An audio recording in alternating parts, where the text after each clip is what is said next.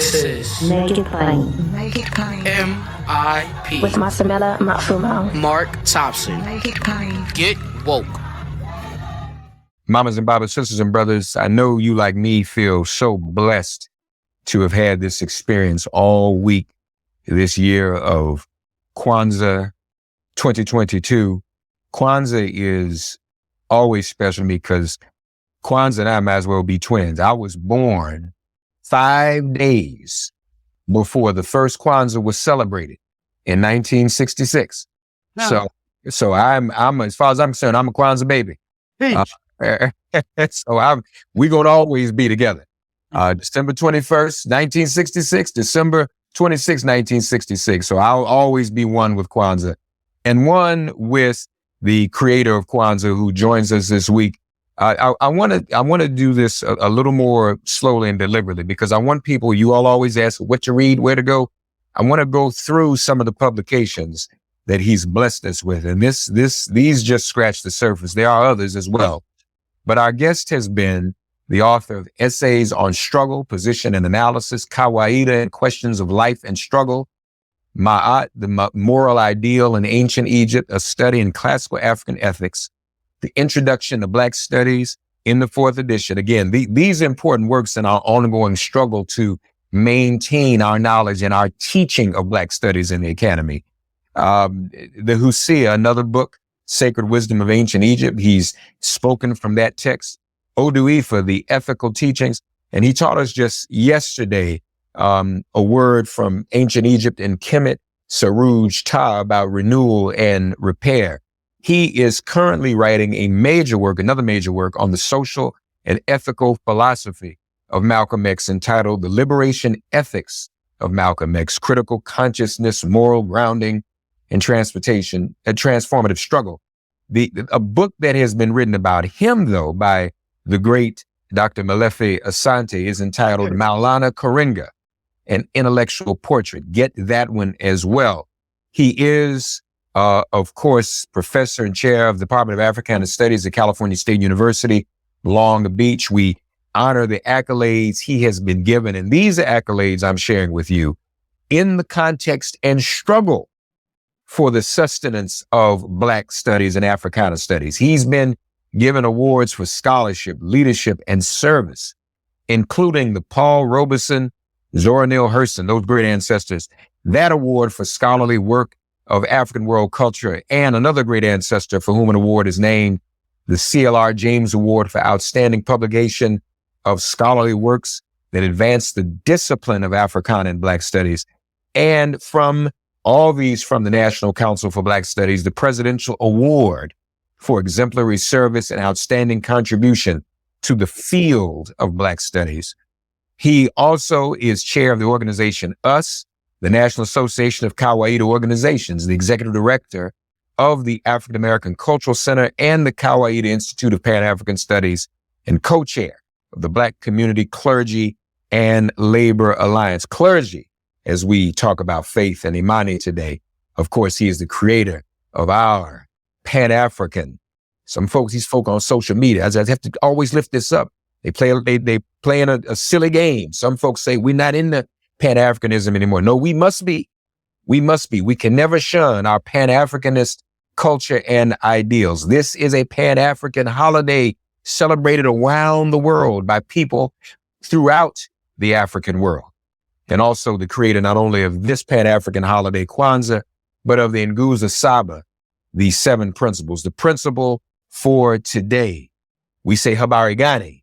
We respond Imani, which means faith, to believe with all our heart, y'all, in our people, in our parents, our teachers, of whom Dr.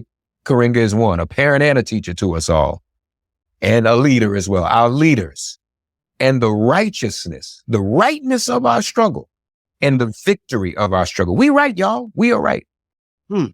Dr. Karenga, once again, and on this final day, we thank you. Habari gani. Well, you got it. Imani. Asante sana again, Reverend Thompson, Reverend Matsamela. Asante for all of this beautiful conversation for these 7 days. And this is good that we end on Imani. faith. I began with umoja in ordering the principle, because without umoja, nothing. But I ended with faith because it's a foundation, and without faith, we cannot continue the project. Without faith, we can't begin the, without umoja, we can't begin the project, but without faith, we can't sustain it. So we need umoja, and we need all the principles in between, and we need faith. And faith is the seventh principle of the Nguzo Saba. And in my book, I defined it, and in my teachings, I define this principle, Imani, as a principle of faith that calls on us to believe with all our heart, right, in our people, our parents, our teachers, our leaders, and the righteousness and victory of our struggle. So when I say with all our heart, actually, I'm thinking about a faith that is rational as well as emotional. I'm thinking of the Egyptian word ib, which means heart and mind. And our ancestors tell us that we should never simply think, but also feel as we think. And we should never just feel, but think as we feel, so we have a balanced approach to life. Everybody knows if you can think and can't feel, you could kill 100 million Native Americans and call it manifest destiny or to move westward. Or you could kill tens of millions of Africans and call it slave trade, business gone bad with collateral damage, not Holocaust, a morally monstrous act of genocide that is not only against the people themselves, but also a crime against humanity, right? But we have to feel as we think. We have to be morally sensitive to each other and to the world and all in it. And so we talk about faith, to believe with all our heart, right? And that means all our hearts and minds, right? In our people, our parents, our teachers, our leaders, and the righteousness and victory of our struggle. Well, people might say, why don't we say believe in our God? Well, sometimes when we say it in the public, we might say it. But here, we want to say it for everybody without making it religious. You, as your religion, you can add to what you want there, right? Long as it doesn't change or alter the fundamental teaching, right? So we're building a cultural project, not a religious project, right? And we know you're going to believe in God. The question is, do you believe in your people? That's the first question, right? Right? So let's be honest. We can always say, good God, give God the glory, but I always tell him, also say, and praise to the people, because it's important, as Dr. Mary McLeod Bethune taught us. Great is faith in God, but great too is faith in our people. And she said, you can measure the advance and progress of our people in precise degree to the faith our leaders have in our people, right? So she said, you got to have faith. And one of her 9 principles, she has faith, right? But she tells us we've got to believe in our people, right? And we got to love them and care for them. So I said to believe with all our hearts in our people, our parents, our teachers, our leaders, and the righteousness and victory of our cause. We must then have faith in our people first, in their capacity for and commitment to good in the world, in their capacity to create progress and to be sufficient in themselves, right?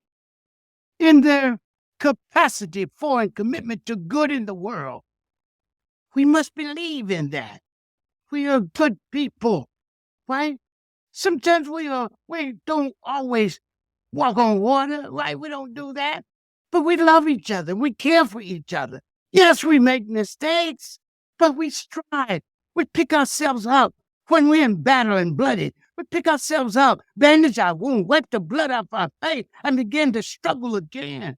We have a durability and an adaptive vitality second to none. And we must believe in that. We must believe. And even when we see ourselves doing wrong, remember, we're American by habit and African by choice. And we must choose to be African every day, right? And we must believe in that. We must then have faith in our people, in their capacity for, I repeat, and commitment to good in the world. We must believe in our parents, our foreparents, and our current ones, and the good they've done and do and want for us. And we're talking about responsible parents. I know we can't believe in people that do wrong. This is the ideal, right? It's just like the 10 Commandments or the Eightfold Path. of Buddha or the 7 cardinal virtues of mind. That's our idea. We didn't have that. What would we do? We're not going to always measure up to that, but we are constantly striving, right? We're doing what we call progressive perfection, trying to do more than we did the last. But we have to keep faith, right? Or we just quit and go wild, right? So we must believe in our parents, and we must believe in the good they've done and want for us. We must believe in our teachers who teach us the good and inspire us to embrace it. And we must believe in our leaders who are righteous. Leaders in the ancient Egyptian word, where leader means rightful guide, okay? We believe in the leaders who guide us toward the good and aid us in becoming self-conscious agents of our own life and liberation. And we must ultimately believe in the righteousness and rightful and right direction of our struggle. We must believe that our struggle for freedom, for the oppressed, justice for the wrong and injured, power for the masses of people over their destiny and daily life, and peace in the world is a rightful and compelling one. How can anybody doubt that we need to fight for, freedom for the oppressed, justice for the wrong and injured, power for the masses of people over their destiny and daily life, and peace and security in the world for everyone? And we must believe in the rightfulness and eventful victory of our struggle. Believe that we get together in oppression, lessen and eventually eliminate injustice, and put an end to the disempowerment of the masses of people and erase the scourge of war from the world. We must believe that we can feel the emptiness in human life with relations that are caring and loving. And we must believe that we can cultivate and fulfill hope, bring happiness, and give meaning and measure to our lives. This principle, Imani, teaches us, as I've said so many times, that there's faith we must have in our foremothers and forefathers that reassure us that we can find and put in place just solutions to the many conflicts which consume and divide our world. Faith that we can repair shattered lives. Faith that we can make peace in the midst of war. That we can find long-sought cures for devastating disease and the pandemic that is plaguing us. And that we can end the scourge of famine and build solidarity based on mutual respect and cooperation for mutual benefit and good in the world. Finally, we must have faith that a different future is possible, that a different future can be forged, that we can, as Nana France Fanon urged us, start a new history of humankind with other progressive people in the world, begin to bring into being a new world and a new man and woman who would cherish, respect, and reaffirm each other, sustain the good, and pass on this good and legacy to future generations in this world. Let us go forward then, and with unity. Umoja, unity. Kujichagulia, self-determination. Ujima, collective working responsibility. Ujamaa, cooperative economic. Nia, purpose. Kuumba, creativity. And Imani, faith. Striving always to embody and live the dignity affirming, life enhancing, and world preserving values of our ancestors that represent the best of what it means to be African and human in the world. Let us always, our people, strive to be a powerful presence for good in the world. I repeat, let us always strive as African people to be a powerful presence for good in the world and constantly work for the good life that every person and people as bearers of dignity and divinity demand and deserve. And let us this Kwanzaa and always wish for each and all of us a long and good life. Blessings without number and all good things without end. In a word, as the ancients of our Kemet said, we wish for you all things good, pure, and beautiful. All that heaven grants, the earth produces, and the waters bring forth from their depth. Remember this too. This is our duty to know our past and honor it, to engage our present and improve it, and to imagine a whole new future and to forge it in the most ethical, effective, and expansive way.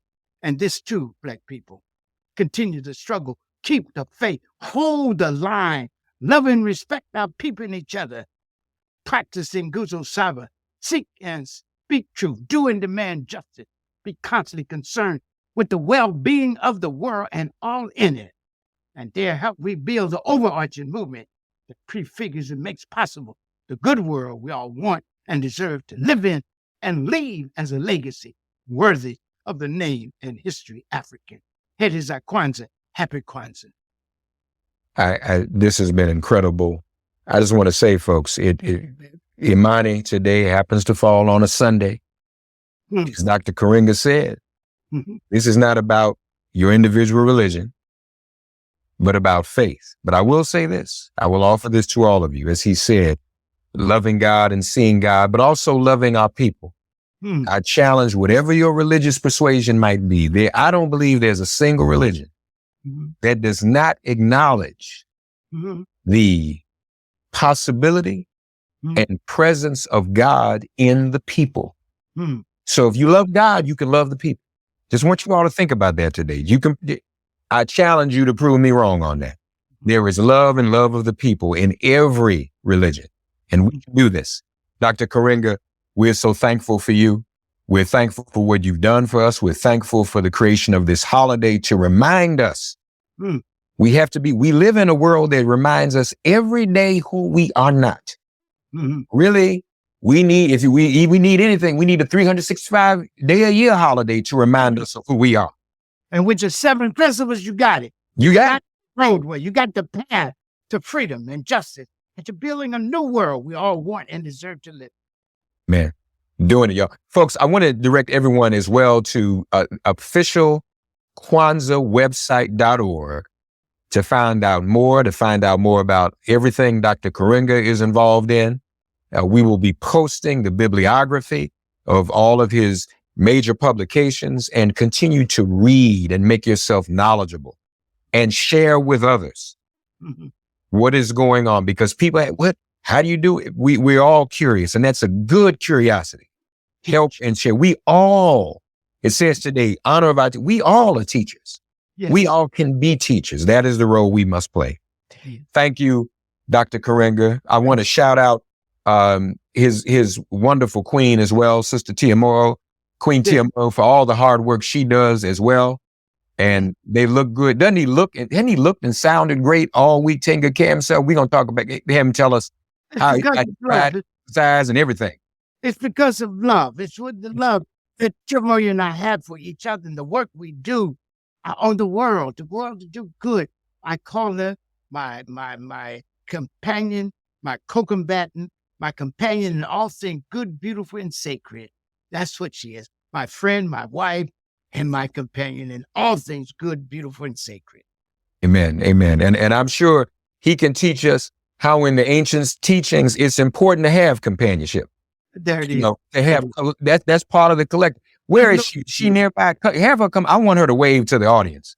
No, she can't do it right now. She can't do it right now. Okay. Tiamoro, we love you. Yeah, and we appreciate you. We appreciate you too. She said assigned you for that. All right. Wonderful. Thank you so much. No, thank you all. You know, we love you. We're thankful for all you do. We've been doing this a long time together, you all. We've seen a lot together.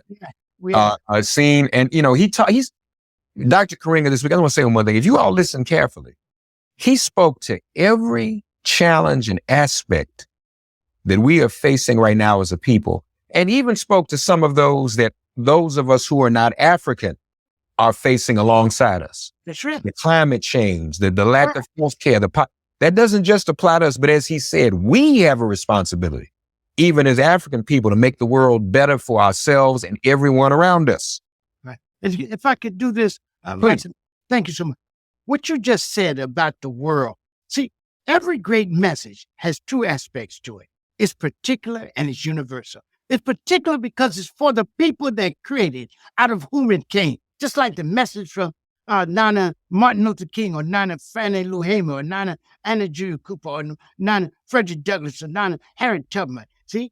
but they are African. So don't try to say that's just universal. No, it's particular first, right? That's where they got their grounding in the rich and ancient ongoing beauty and resourcefulness of our culture. But it also speaks to the best of what it means, not only to be African, but also to be human. So the first, it speaks to the best of what it means to be African. But other people can see that umoja, unity, a sense of oneness in and with the world. It's good for everybody. So they can identify with it. And they must identify with it besides trying to appropriate it. Leave it where it is. Leave it with its particularity. And then you show you can actually share. But if you try to take it and reshape it and say, oh, you sound like people, you say, oh, you talk so different. No, that's why I tell my students, I'm talking Ebonics. If you don't understand what I said, you just raise your hand. I'll tell you, I translate it. But I'm not going to hiss. I'm not going to say ditching, and I'm not going to do all of that, right? I'm going to speak the special culture truth of my people. So I want that to be with Kwanzaa. If you think that the values of Kwanzaa are good and you're not an African person, be able to appreciate them without trying to reshape them and reinterpret them so they sound like yours. Leave them as they are and find common ground in the very concept of unity itself.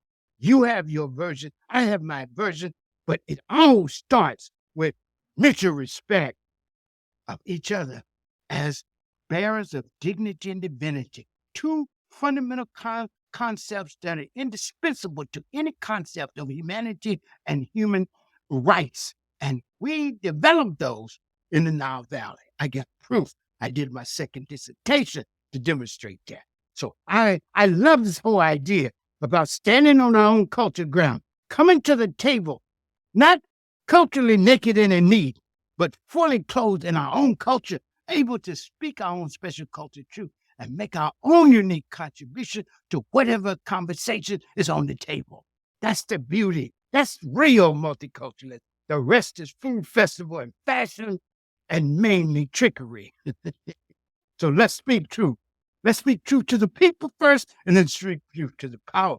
And let's all have a good and beautiful holiday. Whatever holiday we celebrate, let's, as a sacred text said, let's do things with joy. For surely humans are divinely chosen to bring good into the world. And this is a fundamental mission and meaning of human life. Asante Sana, Dr. Maulana Karenga. To us all. Thank you so much, my friend. Thanks for getting woke and listening to Make It Plain. As always, perform an act of kindness on behalf of an elder or young person. Write a letter to a sister or brother who just so happens to find her or himself incarcerated. Offer libations to the ancestors upon whose sturdy shoulders we all now stand. And above all, give thanks to the God of your understanding by whatever name you call her and him. All God asks of us is that we give each other love. Thanks for giving MIP love. And please remember to subscribe and give us a 5-star rating. If all hearts and minds are clear, it has been made plain.